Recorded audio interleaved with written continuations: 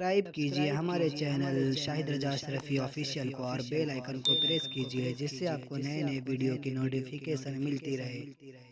तो नाजरीन अस्सलामु अलैकुम वरहमतुल्लाहि वबरकातुहू। आज का बयान हज़रत शाकिर अली नूरी का बयान रहेगा, जिसमें हम जानेंगे कि हर एक मुसलमान को इस बात पर अमल करना चाहिए। तो वो कौन सी बात है, तो पूरा बयान ज़रूर सुने और इस पर अमल भी करें। बहुत बेहतरीन बयान है, वीडियो छोड़कर ना जाए, पूरा बयान ज़रूर सुने। तो चलिए, अगर आपको हमसे रब्ता करनी तो इंस्टाग्राम का आईडी आता होगा, फॉलो करें, मैसेज करें, इंशाअल्लाह ज़रूर रिप्लाई दिया जाएगा, चाहे वो चैनल के हवाले से क्यों ना हो। बिल्कुल आपको सही बात बताई जाएगी। तो चलिए बयान शुरू करते हैं। वसल्लम के प्यारे दीवानों, माजी करीब की वो अजीम शख्सियत जो एक अजीम मेमार भी थे, अजीम मुफक्किर भी थे, अजीम साहिब दिल भी थे और अजीम साहिब दर्द भी थे।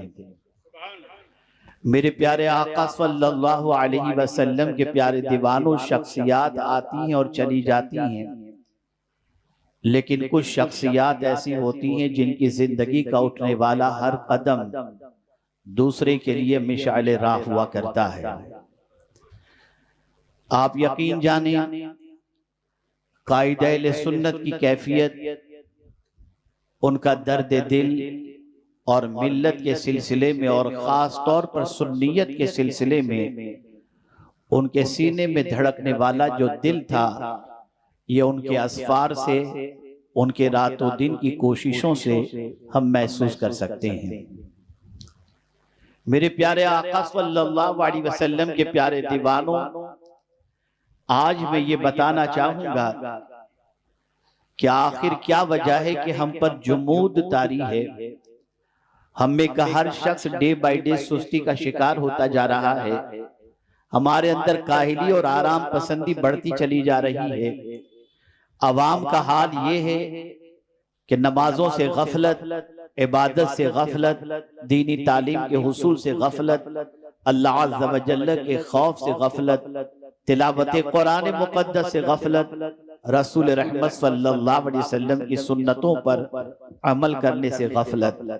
आज हमारी कौम पर नमाजें बोझ बनती जा रही हैं, लेकिन अल्लाह के बेशुमार बरगुज़ीदा बंदे इस फर्श गीती पर ऐसे तशरीफ लाए जिनकी जिंदगी का करार ही नमाज में हुआ करता था। एक बात अच्छी तरीके से जहन के अंदर रखें, कोई बात दिलो दिमाग के अंदर हो तो उसके बाद इंसान जो है मुतहर्रिक भी होता है या उस पर जुमूद भी तारी होता है। फिक्र इंसान की बहुत बड़ी दौलत है। अगर फिक्र संवर जाए तो इंसान की जिंदगी संवर जाती है और फिक्र बिगड़ जाए तो इंसान बिगड़ जाया करता है। कुव्वते फिक्र और अमल पहले फना होती है, तब किसी कौम की शौकत को जवाल आता है।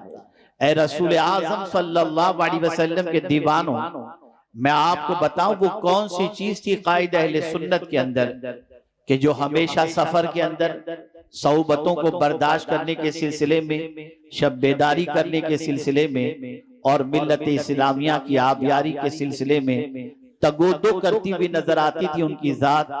तो उनके दिलो दिमाग में एक चीज थी, अगर ये फिक्र और ये तसव्वुर हर इंसान के दिलो दिमाग के अंदर अगर आ जाए तो उसका जुमूद टूट जाएगा। मैं एक मिसाल के जरिए आपको समझाऊं ताकि आप अच्छी तरीके से समझ सकें। हजरत अल्लामा ज़रक़ानी साहब जो साहिब सज्जादा हैं, इनके कारहाय नुमाया को मैंने ह्यूस्टन में देखा है। एक अजीम स्कूल चला रहे हैं और मैंने गालिबन 2-3 मरतबा इनके स्कूल का दौरा भी किया है। और अभी मेरा ख्याल है शायद 18 या 19 सितंबर भी इन्होंने तारीख हमारी ह्यूस्टन के लिए ली है। इंशाअल्लाह जिंदगी रही तो वहां पर मुलाकात होगी। लेकिन मैं आपको बताऊं, मेरे प्यारे आका सल्लल्लाहु अलैहि वसल्लम के प्यारे दीवानों, ये अमेरिका में रहते हैं। जब वहां से हिंदुस्तान का सफर शुरू करते हैं या कोई भी अमेरिका में रहने वाला इंसान हिंदुस्तान के लिए आज़िम सफर हो तो तवील मुसाफत की बुनियाद पर उसका जहन पहले बन जाता है कि मैं सीधा पहले बॉम्बे पहुंचूंगा या अपने शहर पहुंचूंगा तो 2-3 रोज तक तो किसी से मिलूंगा नहीं, जी भर करके आराम करूंगा। 17 घंटे का सफर, 18 घंटे का सफर या 20 घंटे का सफर, टाइम का फर्क, और इस तरीके से हवाई जहाज के अंदर तंग सीट पर बैठ करके इतना लंबा सफर तय करके पहुंचने से पहले इंसान अपना जहन बना लेता है। आप मुझे बताइए, लंबे सफर से पहले जहन तो ये था कि हम शहर पहुंचेंगे, शहर पहुंचने के बाद घर पहुंचेंगे और जी भर करके आराम करेंगे। लेकिन किसी शख्स के हवाले से, मैं साहिब सज्जादा की बात नहीं करता, कोई शख्स आज़िम सफर हुआ अमेरिका से और हिंदुस्तान इसी इरादे से पहुंचा, और जैसे ही वो एयरपोर्ट पहुंचा और एयरपोर्ट पहुंचने के बाद अगर उससे कोई कहे कि आइए घर चलते हैं, तो उनकी निगाहें सबसे पहले अपने बच्चों को तलाश करेंगी और वो पूछेंगे आखिर क्या बात है एयरपोर्ट पर मेरे बच्चे नहीं आए, आखिर क्या बात है मेरे भाई एयरपोर्ट पर नजर नहीं आ रहे। तो किसी कहने वाले ने उनको जवाब दिया, आपके बच्चे की तबीयत सीरियस है और वो इस वक्त आईसीयू के अंदर मौजूद है। मैं आपसे सवाल पूछना चाहूंगा, इतनी लंबी फ्लाइट लेकर के आने वाला शख्स जिसने सफर की सऊबतें बर्दाश्त की, तकलीफ बर्दाश्त की, जहन के अंदर एक बात महफूज थी, जाकर पहले जी भर करके आराम करूंगा, लेकिन थकावट के बावजूद जब वो एयरपोर्ट पर उतरकर अपने बच्चे के हवाले से ये खबर सुन ले कि बच्चा आईसीयू के अंदर है, तो फिर ये बाप अपने घर जाकर आराम करने की फिक्र नहीं करेगा। मुझे बताइए, सबसे पहले वो यही तो कहेगा, मुझे जल्दी ले चलो मेरे बेटे के पास ताकि मैं उसे देख लूं, उसकी मिजाज कोशिश कर लूं, उसके इलाज और मुआवजे का एहतमाम करूं, उसकी नींद भी उड़ जाएगी, उसकी थकान भी उड़ जाएगी। याद रखो, इस वक्त सिचुएशन यही है कि आज इस्लाम के मानने वालों के लिए उनके सीने में इस्लाम इस तरीके से मौजूद है कि आईसीयू के अंदर जैसे पेशेंट होता है, ऐसे आज मुसलमानों के सीने में इस्लाम है। हालात बड़े खराब होते जा रहे हैं, हालात बड़ी तेजी से करवट लेते जा रहे हैं। मुसलमान इस्लाम पसंद तो कहलाता है, लेकिन इस्लाम पाबंद नजर नहीं आता। आप जरा देखो, रईसुल कलम ने हमेशा ये देखा कि इस्लाम की शम्मा मुसलमानों के सीने के अंदर सीने से गुल करने की कोशिश की जा रही है, और रातों दिन ये तगोदो की जा रही है कि इस्लाम से मुसलमानों का रिश्ता कमजोर हो जाए। इसलिए जब सफर तय करके आने वाला इंसान आईसीयू में बच्चे के बारे में जान ले तो थकावट दूर हो जाती है, और सबसे पहले वो हॉस्पिटल पहुंचता है और वो आराम तर्क कर देता है। ऐसे ही कायदे अहले सुन्नत ने जब सिसकती हुई सुन्नियत को देखा था तो अपना बुढ़ापा भी नहीं देखा, रातों दिन मेहनत की, जहां गए वहां इदारे कायम किए, तहरीकें कायम की, मसाजिद कायम की। और आज सिर्फ हिंदुस्तान ही नहीं, मैं अभी हॉलैंड गया हुआ था, मैंने हॉलैंड के अंदर एक पुरशिको इमारत हजरत कायदे अहले सुन्नत की कायम करदा अपनी आंखों से देखकर, सुभान अल्लाह, सुभान अल्लाह, सुभान अल्लाह, सुभान अल्लाह, मैंने एक उनका सफर देखा है। इत्तेफाक से मैं कहीं मौजूद था और हजरत ने फरमाया मेरी ट्रेन मिस हो जाएगी, मुझे अभी अर्जेंट बॉम्बे सेंट्रल पहुंचना है, मुझे मकराना एक प्रोग्राम के अंदर शरीक होना है, मुझे कैसे भी करके स्टेशन पहुंचाने का इंतजाम किया जाए। मैं खुद लेकर स्टेशन पहुंचा। मैंने कहा हुजूर बोगी नंबर तो बता दीजिए आप। का मौलाना चालू डब्बे में जाना है। मैंने कहा हुजूर मकराने तक का सफर। कहा हाँ मौलाना नहीं जाऊंगा तो पूरा प्लान फेल हो जाएगा। अब मैं जब देख रहा हूं जनरल डब्बे के पास लाइन, तो मैं खुद हैरान, या अल्लाह ये जनरल डब्बे में पहुंचेंगे कैसे, मुअम्मर हैं, लोग कुचल डालेंगे। लेकिन क्या उनकी शान, क्या किया उन्होंने जानते हैं? एक कुली को बुलाया और कुली को बुला करके उन्होंने फरमाया ये अपर बर्थ जो है ना, जा इसको पकड़ ले, जितना पैसा चाहिए तुझे दूंगा लेकिन अपर बर्थ पकड़ ले। ट्रेन का डब्बा खुला, वो फौरन अपर बर्थ की तरफ कुली भागा, जाकर के चादर बिछा दी, हजरत को लेकर के गया और मैंने उस डब्बे की पोजीशन देखी कि इस्तिंजा खाने में भी जाना हो तो आदमी के लिए बड़ी मुसीबत का सामना करना पड़ता।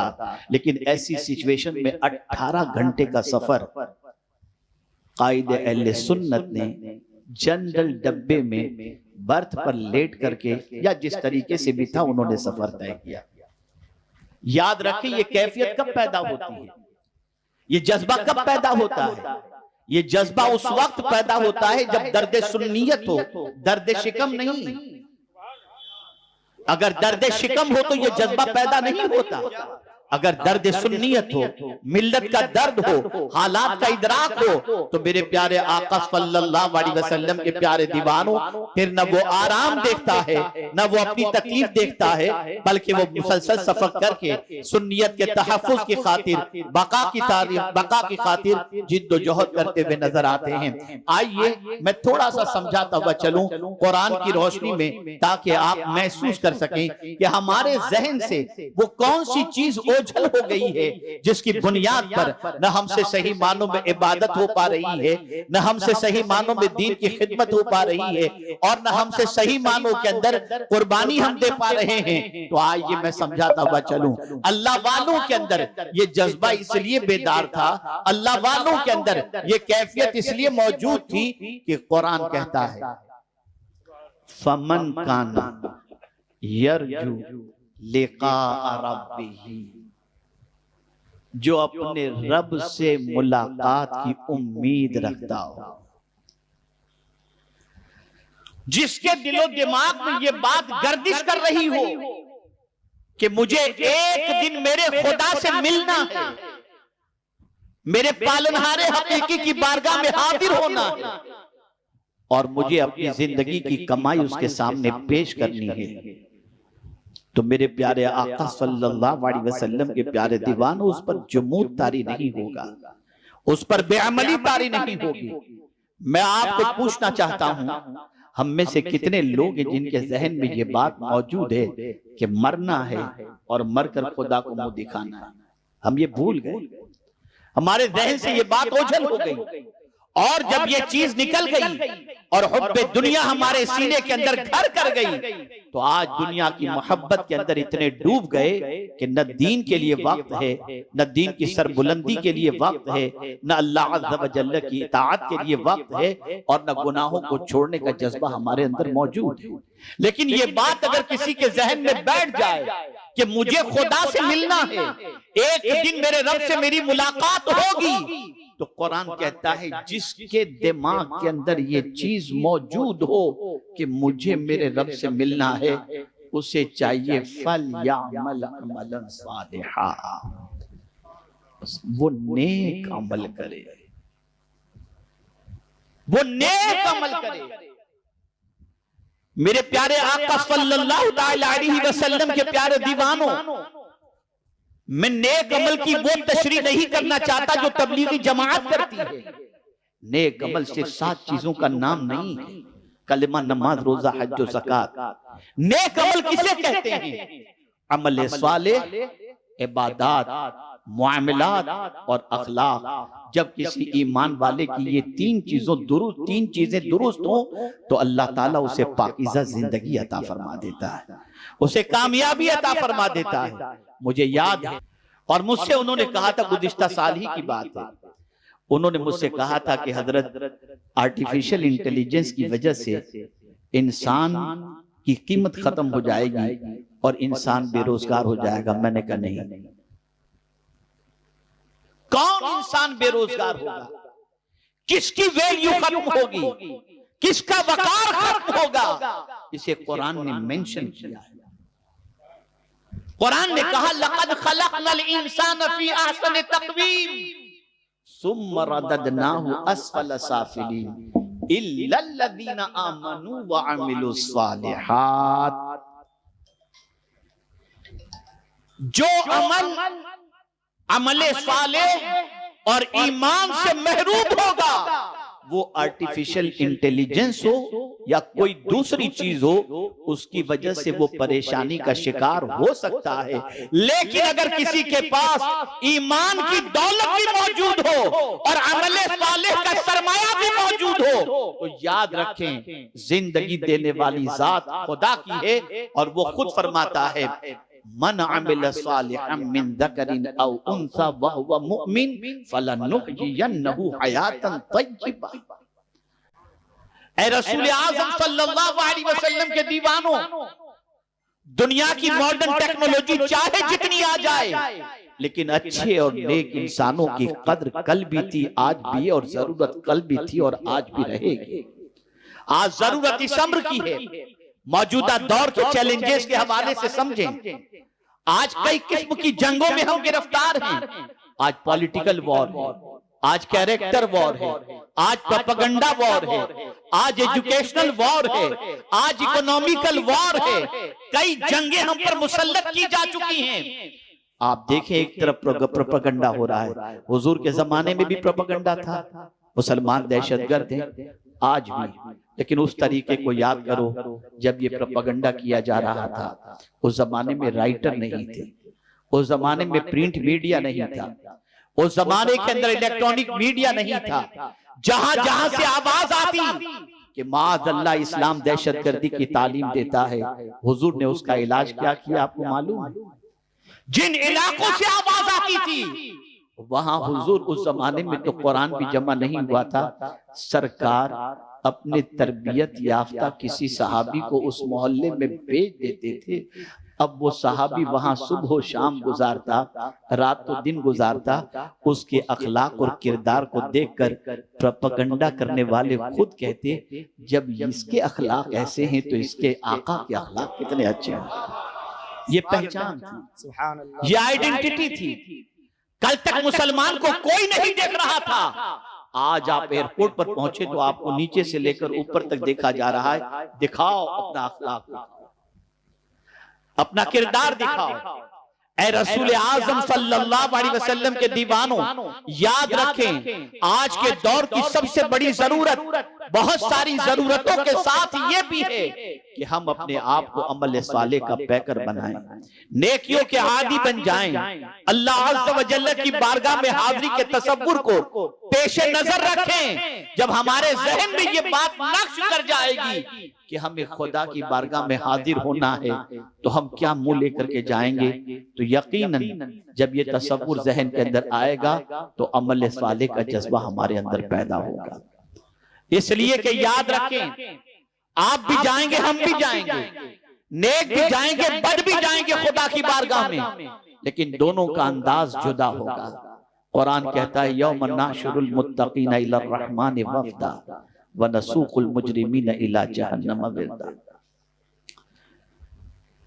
मुत्तकीन अल्लाह से डरने वाले बंदे जब अल्लाह की बारगाह में कयामत के दिन हाजिर होंगे तो उनकी शान ये होगी, वो मेहमान होंगे और अल्लाह उनका मेजबान होगा, उनका मेजबान होगा। और जो दुनिया के अंदर जुर्म के अंदर अपनी जिंदगी गुजारते हैं, जब वो बारगाहे समदियत में पहुंचेंगे तो कैफियत ये होगी कि घसीट कर उनको जहन्नम की तरफ ले जाया जाएगा। ए रसूल आज़म सल्लल्लाहु अलैहि वसल्लम के दीवानों, आज पूरी दुनिया हमको बिजी कर चुकी है। आज व्हाट्सएप पर बिजी हो गए, आज ट्विटर पर बिजी हो गए, आज इंस्टाग्राम पर बिजी हो गए, आज फेसबुक पर बिजी हो गए। आज नेकियों का वक्त हमारे पास नहीं रहा। आज हमारी कैफियत ये हो गई कि अगर हमसे कोई पूछे कुरान पढ़ना जानते हो तो हमारे पास इतना वक्त भी नहीं कि कुरान पढ़ सके। माजी करीब का हिंदुस्तान का सर्वे में आपको बताऊं, 6 महीने पहले का सर्वे, हिंदुस्तान के 60% मुसलमान पहला कलेमा भी नहीं जानते, पहला कलेमा भी नहीं जानते। और उसका तजर्बा हम लोगों को है, इस एतबार से है जब दूल्हे को निकाह पढ़ाते वक्त जब पहला कलेमा पढ़ाया जाता है पसीना निकल आता है उसका। ये कैफियत है। आप जरा सोचो, आप जरा अंदाजा लगाओ। मैं बर्तानिया का एक वाकया आपके सामने पेश करूं। बर्तानिया के एक मॉल के अंदर एक पैदाइशी मुस्लिम लड़की अंग्रेजी लिबास से बेतन किए हुए काउंटर पर खड़ी थी और एक ऐसी खातून जो नकाबपोश थी, हिजाब, सारी चीजें, वो जब आई काउंटर पर पेमेंट करने के लिए तो पैदाइशी मुसलमान बच्ची ने ये सोचा कि शायद ये सऊदी से आई हुई है। तो उसने अंग्रेजी के अंदर उससे कहा, मेरी बहन तुम सऊदी में रहती हो, वहां पर इन चीजों की पाबंदी में कोई दुश्वारी नहीं है। हम तो यहाँ आजाद मुल्क में रहते हैं, हमसे मुश्किल है हमसे कि हम ये सारी पाबंदियां कर सकें। वो बच्ची थोड़ी देर तक रुकी, उसकी बात सुनी और उसके बाद राइट एंड लेफ्ट देखा, और देखने के बाद जब कोई मर्द नजर नहीं आया तो उसने अपना नकाब ऊपर किया।